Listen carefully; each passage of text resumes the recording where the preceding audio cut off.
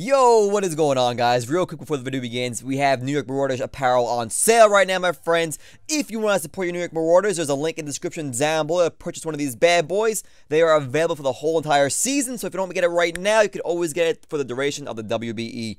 For you guys that purchase, I want to say thank you in advance and enjoy the video. Welcome back, everyone. Mr.Talent here, bringing you the Week 2 team builder for our game against our man patterrz and the Newcastle NIDOKINGS. Now, this matchup is a little bit scary. As you can see above me is patterrz's team, and patterrz has a lot going on with his squad right now. I'll zoom my camera for you guys, but patterrz's team, I am scared of Marauders. I am scared of Entei. The rest are just normal threats, but the above average threats are definitely the Marauders and the Entei, in my opinion. So, no matter what EV investment I have in Agron, Signifier choice method 2-shots me. And Marauders, like, what I'm really scared patterrz is gonna go Marauders with Carmine, Roost, T-Bolt, and Dragon Pulse, and that's enough to take care of my whole entire team, basically, when he gets big enough or bulky enough. But I think the team T and I built is good enough to take on patterrz's team, and I think it does give us a good shot to win this game as well. But I think Nidoking is going to be our win con. Either that or Hydreigon. One of our, we have two Scarfers this week, guys. We have two Pokemon that are Scarfed. A little risky, but they're a little scary, but we'll get more into details as I go through our team builder. So right now, Pokemon number 1. We have Tapu Fini with Defog, Nature's Madness, Moonblast, and Scald. Pure Physical Wall. He is our only true check for Entei. And it's not even that good of a check. Like, I think Stone Edge 3-shots me, maybe 4-shots me. So it's not horrendous, but it's definitely, like, not, like, long-term it can end up really bad. If patterrz plays perfectly, just wears it out with hazards or something, I'm in trouble. Now, his Stealth Rocks come from Registeel, Toad, and then he has Sticky Webs from Galvantula. I have Defog, I to get rid of all that, but if he gets Sticky Web up, I'm really not too concerned outside of my Nidoking and Floatzel, because those are my two fast mons that get really reduced from the Sticky Web, and Ambipom as well, honestly. But Agron doesn't really care, Finn doesn't really care, and, like, yeah. Specifically, this is our Finny or our Physical War for this week. You eat up Entei's attacks, and if it's a physical Marauders, which I don't think it's gonna be, because Finny really does well against that. Like I said, I'm leaning towards a Carmine Latios, and that's gonna cause problems if you do. But this is our Physical War for the week. Nothing crazy here. And we have Scald over a Hydro Pump just to make sure we hit our attacks. We don't want to risk any misses this time. We want to make sure we get guaranteed damage every turn instead of risking some misses. So, that is Tapu Fini right then and there.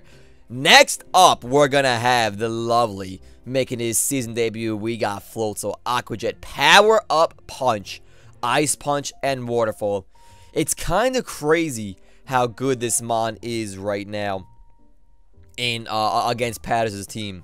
Now, I forgot to mention, Hawlucha, another phenomenal threat. That mon is beefy, juicy. Not beefy, but that mon is juicy. Could definitely sweep easily. And once that burden is off, I am in trouble. I need to kill that thing ASAP. I have a few answers for that mon, but we'll get that to that in a bit. So, Ice Punch is a guaranteed 2-shot on Marauders, which is friggin' awesome. So if I get him below half somehow, maybe with hazards and roots, I don't know what, we can kill with Ice Punch. If we force a switch, for example, say Entei is locked into, well, not Entei, because Entei doesn't matter, because 2 Sacred Fires kill me, but, like, say I get a free switch or free with my Floatzel, I'm going to be going for the lovely Power Punch, get a +1 attack, especially against T-Tar. I think T-Tar might want to switch out against you, because you might be scared of a Choice Band of Waterfall, and that might do a lot to you. I didn't calc it, or I did, but I forgot. But, you might want to switch out that mon, and if you do, my boy Floatzel over here gets a free Power Punch. Even against Registeel, I resist Iron Head, so I get a Power Punch against Registeel, and then start doing work against Registeel and other mons in general. If Tapu Fini's terrain is up, Registeel cannot poison me, he cannot paralyze me, and I can't be status, so that's great. And I just go Power Punch, hope for Waterfall flinches, I Ice Punch, what's weak to Ice, and I have just enough speed to outspeed everything, except for, obviously, any Scarfers or Hawlucha, because nothing else is Hawlucha on my team. I think Hawlucha is like, what, base 121 possibly? Let me see what Hawlucha is real quick. Let's get a couple right now. Hawlucha, Smogon. Hawlucha is 118, so I have nothing to compete with Hawlucha. I got nothing at all. So things gonna be a pain in the ass to deal with. I just gotta get it low enough to that Aqua Jet priority, and then of course I have Ampom with Fake Out as well. You guys are gonna see that. So I have some priority chip damage gonna be out a lot this week, and of course the Life Orb to make sure Floatzel gets all that damage he could use, because he is base 115 attack. This mod is freaking incredible, dude. You're gonna see some other tricks with this bad boy as the season goes on, but Floatzel's our next mod, second water type, and he's pretty decent against everything right now. I mean, Sazatoad obviously walls him pretty damn well, but I'm not going to be sticking around against Sazatoad. I have options for Sazatoad. I don't have to worry about that too much. Mimikyu, I think he... I don't know, because Hydreigon... Well, not really Hydreigon, but Aggron just bodies Mimikyu every single day, 24/7. There's no chance Mimikyu doing anything to Mega Aggron, so...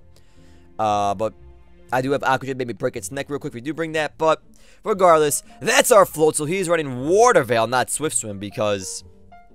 we want to make sure we can't get burnt. Maybe if Mimikyu has Will-O-Wisp, I don't even know if I have Will-O-Wisp. I can't get burnt by the Entei's Sacred Fires, which I can live one. But after Life Orb damage and after Life Orb damage and Stealth Rocks, I do die to Sacred Fire. But I think I could take at least one, so I could get at least a Waterfall off on Entei. And then E-Speed two-shots me no matter what. So I can't even Aqua Jet. You have to, like, make sure you're locked into something. But that's our full. So let's go to the next mon right now. We have the lovely Mega Aggron coming once again with the Avalanche, Stealth Rock, Earthquake, and Heavy Slam. You are our answer, our 7 grades to Hawlucha. Hawlucha's going to try to set up most likely with the Swords Dance. Try to get some unburned nonsense going on. Can do a lot of work against me in general. So, our boy Aggron over here is going to get Avalanche off. And that indeed OHKO's Hawlucha. It's like a 94% chance to OHKO Hawlucha, so with 0 investment. So we're gonna hope we get not bad RNG at all, just to get an average roll, and we kill that Hawlucha in one shot. If it does to attack, because high jump kick, no matter what, always 3 shots me, I believe, no matter what my defense investment is. So, or maybe not, but these are the special attacks as well.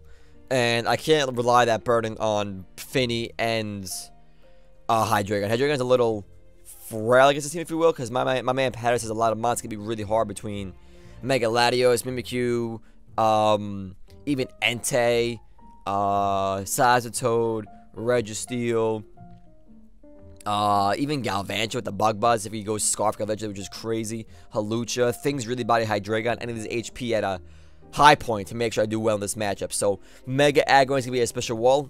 His moves cover everything. Usually EQ every slammer is enough, but we do have Avalanche this time to guarantee an OHKO on the Decidueye. And I actually have Decidueye, but just do damage to the Decidueye and Hawlucha as well. Hurts them really bad, and if it's physical Decidueye, Aggron walls it for days. I'm not worried about that thing too much. And your rocks set up, we get rocks up nice and early, and then we just chip damage away and do what we gotta do with our priority attacks. And Nidoking, Hydreigon, 2 Scarfers. Finish Edge to soak up damage this week. That's about it. Next up, we have Ampom. Return, Fake Out, Gunk Shot, and U-Turn. We are not running Life Orb because I'm going to be pivoting a lot with this thing. And there's probably going to be Rocks up. Knowing my man having Sazatoad and Registeel on the team, at least one of them's coming, and maybe even both. So, Rocks are pretty much going to be up, I feel. I can't really bring Finny in too well against Registeel. I could Nature's Madness it if it comes down to that, but... against Sazatoad, I can't do jack to him. I can Moonblast him. It's probably going to be an AV Sazatoad, which they usually are. Some kind of really bulky Sazatoad. So, Moonblast is going to do much. And then, of course, Sazatoad gets Sludge Bomb. So, there's no way Finny's going to be wanting to stay around against those guys. So, like I said, Rocks are pretty much going to be up for a majority of this game. And pivoting in and out with Life Orb damage plus Rock damage is not good for a frail little monkey like Ampom. So, we do have Silk Scarf to get the damage still very high. And then avoid as much damage on ourselves as possible. Return is there because it's freaking obvious. Gunk Shot is there for coverage against in case it does bring Mimikyu. We do have that, and then U-Turn pivot out. Mostly we're going to be Fake Out, U-Turn, Fake Out, Return for KOs. That's basically our goal. If Mimikyu is low enough, Gunk Shot will kill it. At full range, it will not, but if we get a little damage to Mimikyu, he will die to Gunk Shot. Basically, Ampom is Fake Out, Return, Fake Out, U-Turn, and that is that. Then next up is, I think, our win con. We have Nidoking. And it's ironic because patterrz' team is a Newcastle Nidoking, so we get the mascot going up against patterrz. We are Scarfed. Just enough speed investment to outspeed Hawlucha. We have Rock Slide, Ice Punch, EQ, and Poison Jab. And of course, guys, if the EVs or anything are wrong here, don't scream in the comments, oh my god, you did this wrong, In the battle, it was right. But I'm pretty sure these are what the EVs are. I do it from memory. But in the battle, everything was done right, and nothing was messed up speed EV-wise. So I crept everything I needed to, so don't worry about that. Rock Slide is there as coverage for Galvantula in case I need to hit it with something better than EQ. Ice Punch is there for obviously Mega Latios. So for the most part, EQ Punch is very obvious. And then basically, my man has no EQ immunities. Besides, well, I mean, he does have Mega Latios and Hawlucha. But if I get rid of those, which is not like, I get rid of one. But I don't think I'll get rid of both very early. So EQ is going to be the go-to move for the most part. Even against Galvantula, does a lot of damage. Regardless of his being at full HP or not, it's definitely a two-shot no matter what. After Rocks, the Calc is possible to kill it maybe. I really don't know. It's at least 70%, I know that much. And then Rocks do a quarter to him. So like, oh, excuse me, it doesn't do a quarter, but it does whatever the Rocks do, like 1/8. I don't know how it is when they're weak. Maybe it does the quarter. I don't know. Yeah, because it's a quarter. Because fire, ice, for example, would be ×4. But Nidoking here, Sheer Force just does big damage, man. Does absolute big damage. Now I'm really glad I got Nidoking over Nidoqueen because he's been an offensive presence in the first game, and I think he's going to be a great offensive presence in this game. Granted, Nidoqueen will probably do the same thing, but a little bit less, and she can't be as physical as Nidoking, I think. So I'm glad we have Nidoking here, and he's going to probably try to put in the work for us. Nothing really to say here. He's Scarfed.